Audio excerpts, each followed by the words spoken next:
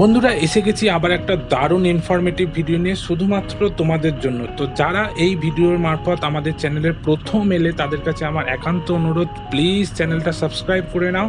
কারণ শুধুমাত্র এইরকম ইনফরমেটিভ ভিডিওই নয়, আমাদের চ্যানেলে তোমরা পাবে বাইক নিয়ে ট্যুর, ট্রাভেলস, মোটো ব্লগিং, ডেলি ব্লগ, রিভিউ, এই ধরনের প্রচুর ভিডিও। সো প্লিজ সাবস্ক্রাইব করে বেল আইকনটা ক্লিক করে নাও যাতে সবার আগে তুমি দেখতে পাও।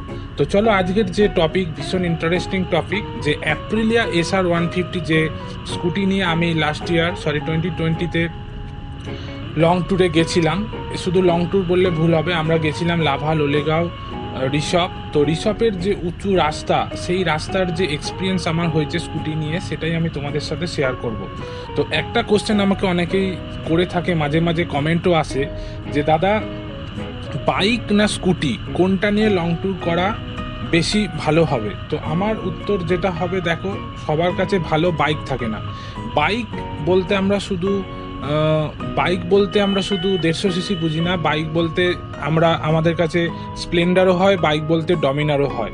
সো আমি একটাই কথা বলবো যে তোমার কাছে যে ভেহিকেলই থাকুক না কেন, সেটা স্কুটি হতে পারে, অ্যাক্টিভা, বাইক হতে পারে, স্প্লেন্ডার বা যা কিছু, আমাদের যদি ইচ্ছাটা থাকে তো আমরা যে কোনো ভেহিকেল নিয়েই আমরা লং ট্যুর করতে পারবো। শুধু দরকার তোমার পেশেন্স এবং হার্ড ওয়ার্ক যেটাকে বলে। কারণ হচ্ছে যে ডমিনার নিয়ে ট্যুর করবে বা কোনো হাই সিসির বাইক নিয়ে, ধরো হিমালয়ান নিয়ে ট্যুর করবে, অবভিয়াসলি তার কাছে রাইডটা অনেক ইজি হবে। কিন্তু যখন কেউ স্প্লেন্ডার নিয়ে বা প্ল্যাটিনা নিয়ে রাইড করবে, ডেফিনেটলি এটা তার কাছে কম্পেয়ার টু হিম ডিফিকাল্ট হবেই। কিন্তু তুমি সেই ডিফিকাল্টিসটাকে যদি এনজয় করো, মানে তোমার কাছে যে বাইক রয়েছে, হতেই পারে সেটা কম সিট বাইক, কিন্তু সেটাকে নিয়ে যদি তুমি যাও, রাইড যাও, এবং তার জন্য যে প্রতিকূলতা তোমাকে পেরোতে হবে সেগুলো যদি তুমি এনজয় করো, মানে if you enjoy your difficulties, then definitely you will overcome and reach to your goal.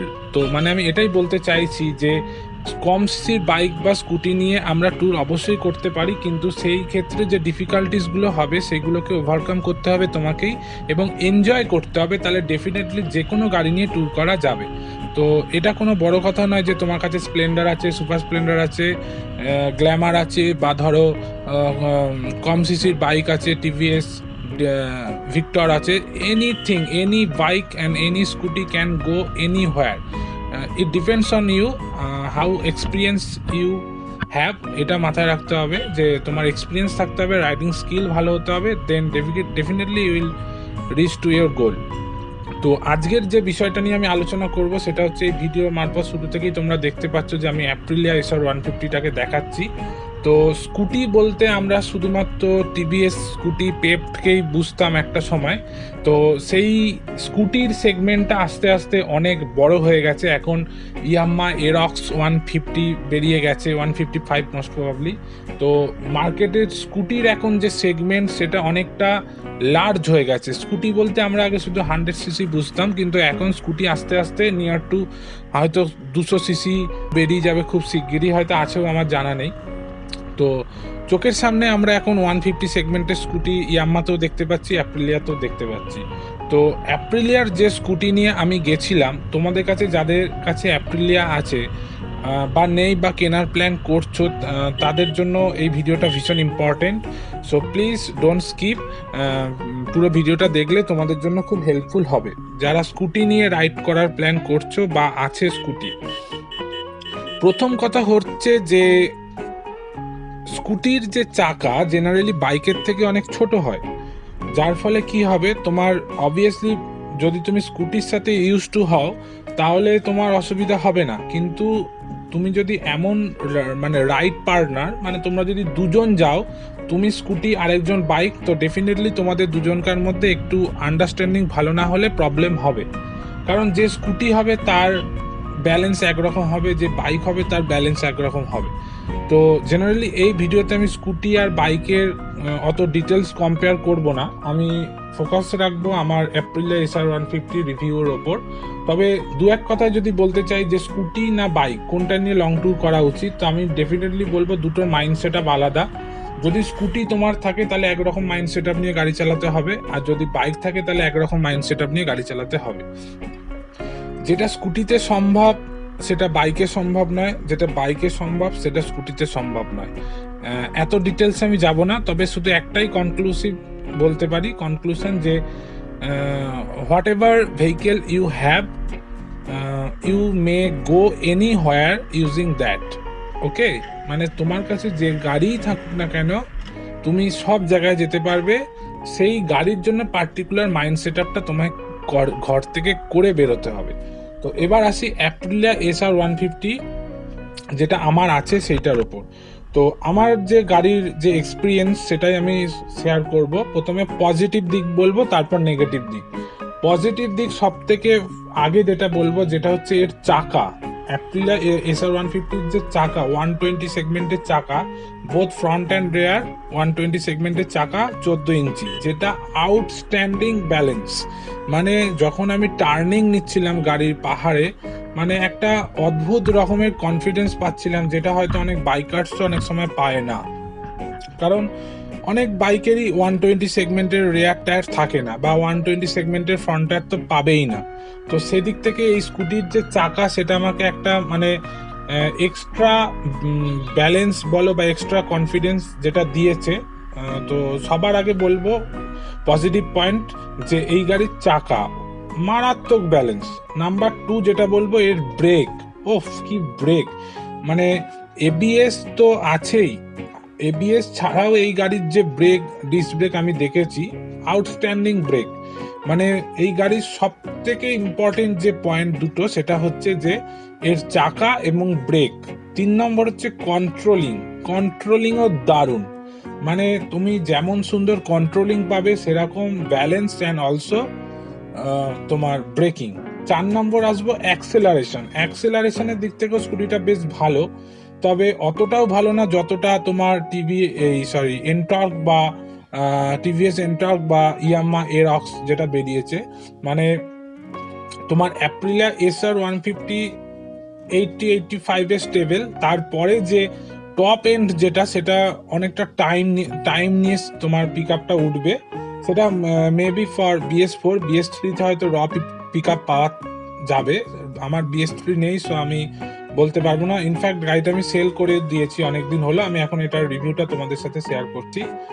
তো পজিটিভ দিকগুলো বলছি। নাম্বার 5 পজিটিভ দিক হচ্ছে যে এটার যে সাসপেনশন, সেটা কিন্তু লং ওয়েতে খুব মানে সাপোর্টিভ। যদি সফট হয় তাহলে গাড়ি খুব জার্ক হয়, কিন্তু এটা হার্ড সাসপেনশনের জন্য কর্নারিং এবং হাই রোডে বেশ স্টেবল হয়েছিল। তো এই গেল এটার পজিটিভ দিক। এবার নেগেটিভ দিকগুলো বলবো। সেটার 1 নম্বর হচ্ছে যে ফ্রন্ট সাসপেনশন ভীষণ হার্ড। এর ফ্রন্ট সাসপেনশন এতটাই হার্ড, যখন অফ রোড করছিলাম, এই ভিডিওতে তোমরা এই গাড়ি নিয়ে চালানো রাইডের বিভিন্ন শ্যুটগুলো দেখতে পাচ্ছ, বিভিন্ন সিনগুলো দেখতে পাচ্ছ। তো এই ভিডিও দেখে অতটা তোমরা বুঝতে পারবে না, যতটা না চালালে বুঝতে পারবে, সেটা তো অবভিয়াসলি। তো ফ্রন্ট সাসপেনশন এতটাই হার্ড যে একটা সময় অফরোড করার সময় হাতে রীতিমতো ব্যথা হচ্ছিল, মানে এত জার্ক ফিল হচ্ছিল। তো ফ্রন্ট সাসপেনশনের দিকে কোম্পানির অবশ্যই নজর রাখা উচিত। এটা গেলে 1 নম্বর পয়েন্ট। 2 নম্বর পয়েন্ট হচ্ছে মাইলেজ।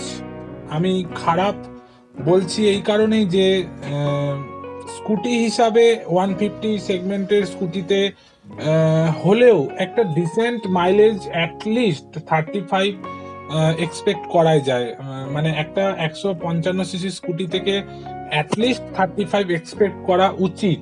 আমি বেশি এক্সপেক্ট করছি না যে আমার 50 মাইলেজ চাই, আমি সেটা বলছি না, কিন্তু আমি লংয়ে যে মাইলেজটা পেয়েছি, আমাদের সাথে ছিল আরো দুটো বাইক, আমার সাথে থান্ডারবার্ড ছিল, এফজি ছিল। এফজির সাথে কম্পেয়ার করবো না, at least Thunderbird, bullet 350 Thunderbird, royal Enfield 350 Thunderbird, যার মাইলেজ কিন্তু আমার স্কুটির থেকে বেশি ছিল, যেটা খুবই ডিসঅ্যাপয়েন্টিং ম্যাটার। তো আমি ক্যালকুলেশন করে দেখেছিলাম যে আমার গাড়ির স্কুটির মাইলেজ ছিল অ্যারাউন্ড 26 to 27, যেটা কি বলবো, খুবই খারাপ বলা উচিত। আবার অনেকে বলবে না, লং এ ঠিকই, কিন্তু হতে পারে, কিন্তু আমার কাছে মনে হচ্ছে এই গাড়ির মাইলেজ আর একটু বেশি হলে ভালো হতো। তো এই গেল দুটো নেগেটিভ পয়েন্ট। 1 নম্বর হচ্ছে ফ্রন্ট সাসপেনশন, 2 নম্বর হচ্ছে মাইলেজ, আর সেরকম এই গাড়িতে নেগেটিভ পয়েন্ট পাওয়া যাবে না। বাকি সব কিছুই গাড়ির বিল্ড কোয়ালিটি বলো, অ্যাক্সেলারেশন, ব্রেকস তো বললামই, সবই ভালো। আর এই যে ভিডিওর মাধ্যমে তোমরা দেখতে পাচ্ছ যে আমার যে রাইডিং এক্সপিরিয়েন্স তোমাদের সাথে শেয়ার করছি, তো এমনি পাহাড়ে বা যদি স্ট্রেট হাইওয়ে হয় এই গাড়িতে তোমরা অ্যাটলিস্ট 80 to 85 কন্টিনিউয়াসলি মেনটেন করতে পারবে। গাড়ির কোনো রকম কোনো হিটিং ইস্যু সেইভাবে হবে না। হ্যাঁ, হিট হয় এই গাড়ি, কিন্তু ফুল সিনথেটিক ইঞ্জিন অয়েল ভরলে আরামসে তোমরা একদম 400 to 500 অ্যাট এ টাইম চালাতে পারবে, কোনো অসুবিধা নেই। তবে আমি বলবো যাদের কাছে এই স্কুটি রয়েছে, আমরা এভরি 150 থেকে 200 কিলোমিটারে 15-20 মিনিটের রেস্ট নিয়েছি, কারণ গাড়িটাকে রেস্টও দেওয়ার দরকার। তোমরা প্রত্যেকেই জানো যে এয়ার কুলড হওয়া সত্ত্বেও এই যে স্কুটির যে ইঞ্জিন সেটা সম্পূর্ণ কভার্ড থাকে। So every 2 hours or 150 kilometre তোমাদের গাড়িকে রেস্ট দিতেই হবে, তা নাহলে হিটিং ইস্যু হতে পারে। সেই ধরনের রিস্ক রাস্তায় না নেওয়াই বেটার হবে। তো আমার যে এক্সপিরিয়েন্স আমি তোমাদের সাথে এই ভিডিও শেয়ার করলাম, এই গাড়ি নিয়ে তোমরা যেতে পারো, কোনো অসুবিধা নেই। সব সময় একটা জিনিস মাথায় রাখতে হবে, different vehicle different mind set up. আমি একটা গাড়ির মাইন্ড সেট আপ নিয়ে আর একটা গাড়ি চালাতে পারবো না, কারণ কোনো গাড়ি অন্য কোনো গাড়ির মতো নয়। No vehicle is equal to another vehicle, এটা মাথায় রাখতে হবে। Every vehicle is different and কোনো ভেহিকেল ইজ নট পারফেক্ট। প্রত্যেকটা গাড়িতে একটা করে প্রবলেম থাকে, যেটার সাথে তোমার ইউজ টু হয়ে যেতে হবে। এই গাড়ির সাথে তোমার সাসপেনশন হার্ড, তোমাকে ওটার সাথে ইউজ টু হয়ে যেতে হবে। তো এই সমস্ত মাইন্ডসেট আপ তোমাকে নিয়ে রাস্তায় বেরোতে হবে।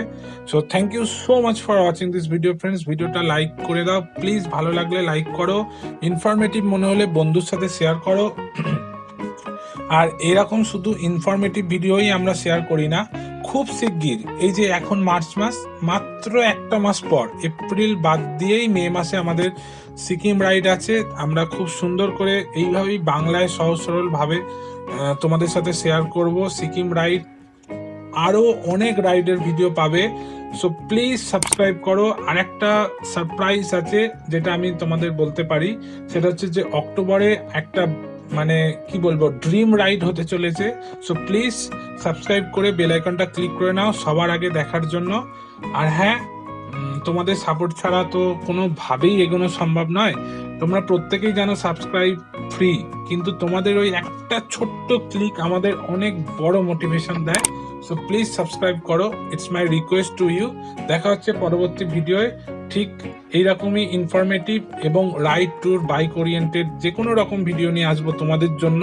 So please please please please stay safe and safe ride, safe life, and always wear helmet whenever you are riding your bike. চলো টাটা, জয় হিন্দ।